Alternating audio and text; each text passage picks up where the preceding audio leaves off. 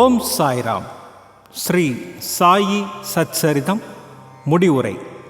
நாம் 51வது அத்தியாயத்தை முடித்துவிட்டு கடைசி அத்தியாயத்திற்கு வருகிறோம். அதாவது மூல நூலில் 52வது அத்தியாயம்.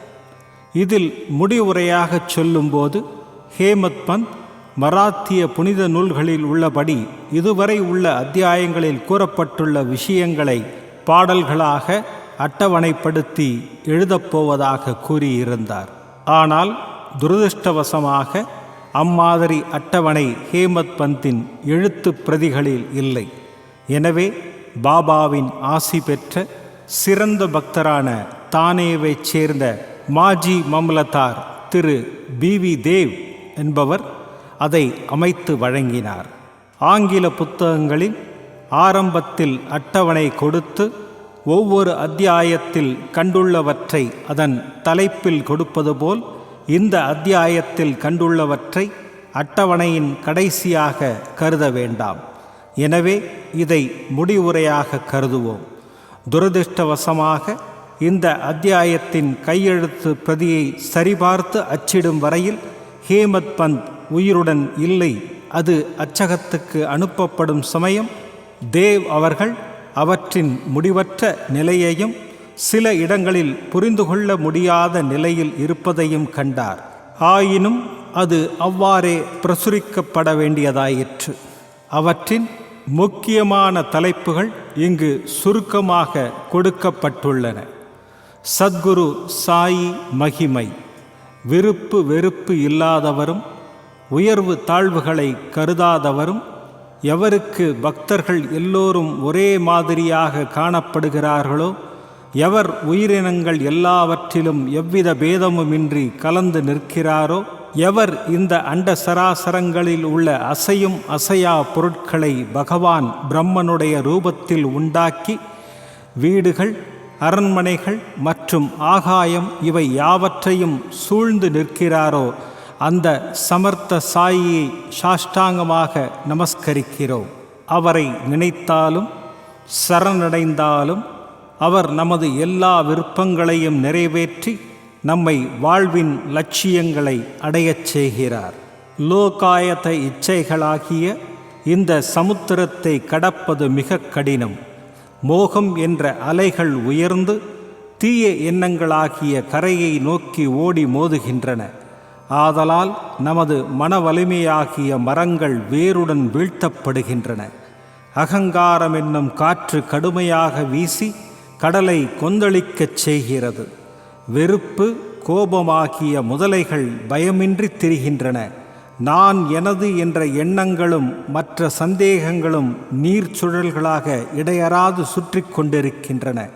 திட்டுதல், வெறுத்தல், பொறாமை ஆகிய எண்ணற்ற மீன்கள் அங்கு விளையாடுகின்றன. இவ்வளவு பயங்கரமானதாகவும் கொடுமையானதாகவும் இந்த கடல் இருந்தாலும் சத்குரு சாயி இதை அழிக்க வல்லவர். அவரது பக்தர்கள் இதை பற்றி பயமடைய வேண்டியதில்லை. நமது சத்குரு இந்த கடலை பத்திரமாக கடப்பதற்கு வேண்டிய படகு போன்றவர். பிரார்த்தனை. இப்போது நாம் சாய் பாபாவின் முன்னே முழுவதுமாக வீழ்ந்து அவர் பாத கமலங்களை பற்றி கொண்டு கீழ்கண்டவாறு எல்லோரும் எல்லாவற்றிற்குமாக பிரார்த்திப்போம். எங்களது மனம் கண்டவாறு அலையாமல் தங்களை தவிர வேறு எதையும் விரும்பாமல் இருக்கட்டும். இந்த சச்சரிதம் எல்லோருடைய இல்லங்களிலும் இருந்து தினசரி பாராயணம் செய்யப்படட்டும். இதை தினமும் முறையாக படிப்பவர்களின் துயரங்களை தீருங்கள். பலஸ்ருதி, அதாவது பாராயண பலன். இச்சரிதம் படிப்பதால் நீங்கள் பெறும் நலன்களை பற்றி சில வார்த்தைகள்.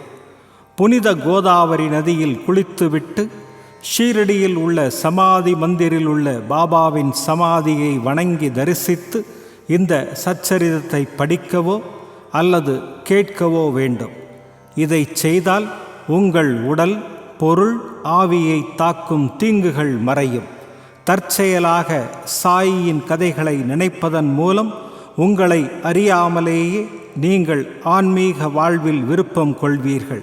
இச்சரிதத்தை ஆர்வமுடனும் பக்தியுடனும் படிப்பதால் உங்கள் பாவங்கள் அழிக்கப்படும். ஜனன மரண சுழலை ஒழிக்க நீங்கள் விரும்பினால் சாயியின் சரிதங்களை பாராயணம் செய்து அவரை நினைத்து அவரது திருவடிகளில் உங்களை சேர்த்து கொள்ளுங்கள். நீங்கள் சாயி சரித சாகரத்தில் மூழ்கி மேலெழுந்து அதன் இன்பத்தை மற்றவர்களுக்கு கூறும்போது அவற்றின் புது புது நித்திய சுகந்தத்தை உணர்ந்து மற்றவர்களையும் தொல்லைகளிலிருந்து காப்பீர்கள். சாயியின் உருவையை நீங்கள் தொடர்ந்து தியானித்தால் நாளடைவில் உருவம் மறைந்து உங்கள் தன்னுணர்விலேயே கலந்துவிடும். தன்னை அறிதலும் பிரம்மத்தை உணர்தலும் மிக கடினம். ஆனால் சகுண பிரம்மாவாகிய சாயியின் உருவத்தின் மூலம் வழிபட்டால் உங்கள் பிரம்ம உணர்வின் முன்னேற்றம் எளிதாகும். பக்தனானவன் தன்னை சாயியிடம் பரிபூர்ண சரணாகதியாக்கிவிட்டால் தன்னுடைய தனித்தன்மையை இழந்து ஐக்கியமாகி கடலுடன் நதி சங்கமிப்பது போல் அவருடன் ஒன்றாகிறான். கனவிலோ உறக்கத்திலோ அல்லது விழித்திருக்கும் நிலையிலோ இவ்வாறு அவருடன் இரண்டர கலந்தால் நீங்கள் சம்சார பந்தத்தை ஒழிக்கிறீர்கள். யாராயினும் குளித்துவிட்டு அன்புடனும் உண்மையுடனும் இதை 1 வாரத்திற்குள் படித்து முடித்தால் அவர்களை பீடித்த கேடுகள் மறையும். படிக்க கேட்பவர்களுக்கு வரும் அபாயங்களும் நீக்கப்படும். இதை பாராயணம் செய்து செல்வத்தை விரும்புபவன் செல்வத்தையும் நல்ல வியாபாரிகள் வியாபாரத்தில் வெற்றியையும் அடைவர். உண்மைக்கும் பக்திக்கும் தகுந்தவாறே பலன்களும் அமையும். இவைகளின்றி எவ்விதமான அனுபவமும் இல்லை. இச்சரிதத்தை பக்தியுடன் படித்தால் சாயி மனம் மகிழ்ந்து உங்கள் அறியாமையையும் ஏழ்மையையும் நீக்கி உங்களுக்கு ஞானமும் செல்வமும் க்ஷேமமும் நல்குவார். கருத்தூன்றிய மனத்துடன் ஒவ்வொரு நாளும் ஒரு அத்தியாயம் படித்தால் அது எல்லையற்ற ஆனந்தத்தை கொடுக்கும். தனது நலனை எவன் மனதில் கொண்டுள்ளானோ அவன் கட்டாயம் கவனமாக படிக்க வேண்டும். தொடரும் பிறவிகளில் ஒவ்வொரு பிறவியிலும் எப்போதும் சந்தோஷமாக அவன் சாயியை நினைப்பான். முக்கியமாக குரு பூர்ணிமா, கோகுலாஷ்டமி, ராமநவமி, நவராத்திரி, அதாவது பாபா சமாதியான விஜயதசமி தினங்களில் இச்சரிதம் வீடுகளில் பாராயணம் செய்யப்பட வேண்டும். இதை கவனமுடன் படித்தால் உங்கள் ஆசைகள் நிறைவேற்றப்படும். அவர் பாத கமலங்களை உங்கள் மனதால் நினைப்பதால் சம்சார சாகரத்தை சுலபமாக கடப்பீர்கள். இதை கற்பதால் நோயாளிகள் குணமுற்று திடகாத்திரம் அடைவர். ஏழைகள் செல்வம் அடைவர். கீழ்நிலையில் உள்ளோரும் நசுக்கப்பட்டோரும் உன்னத நிலை பெறுவர். மனம் சஞ்சலங்களிலிருந்து விடுபட்டு ஒரு நிலைப்படும். நல்ல அன்பும் பக்தியும் உள்ள வாசகர்களே, கேட்போரே, உங்களை வணங்குகிறோம். வணங்கி ஒரு வேண்டுகோள் விடுக்கிறோம். தினமும் மற்றும் மாதக்கணக்கிலும் படித்த சாயியின் கதைகளை ஒருபோதும் மறக்காதீர்கள்.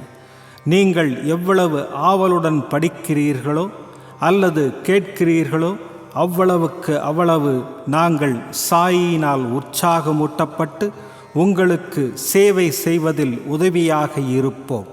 இதன் ஆசிரியர் வாசகர் இருவரும் ஒத்துழைத்து உதவி செய்து மகிழ்ச்சியுற வேண்டும். பிரசாத் யாஜனா, அதாவது பிரசாதம் கோரல். கீழ்கண்ட பிரசாதம் அல்லது உதவி கோரி பிரார்த்தித்து இவ்வத்தியாயத்தை முடிக்கிறோம்.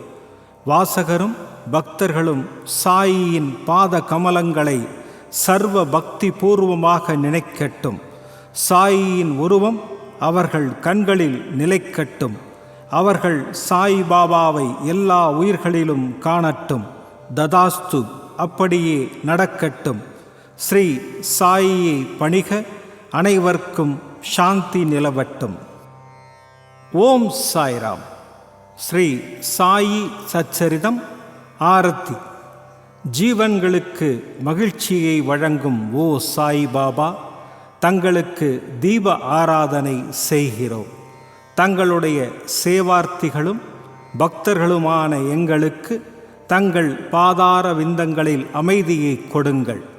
ஆசைகளை அழித்து எங்கள் ஆத்மாவுக்குள்ளேயே தாங்கள் கலந்து வேண்டுவோருக்கு இறைவனை காட்டுகிறீர்கள். பேரார்வத்துடன் விரும்பினோர்க்கு தங்கள் அனுபவங்களையும் அல்லது உணர்வுகளையும் கொடுக்கிறீர்கள். ஓ அன்புள்ளம் கொண்டோரே, தங்கள் சக்தி அத்தகையது.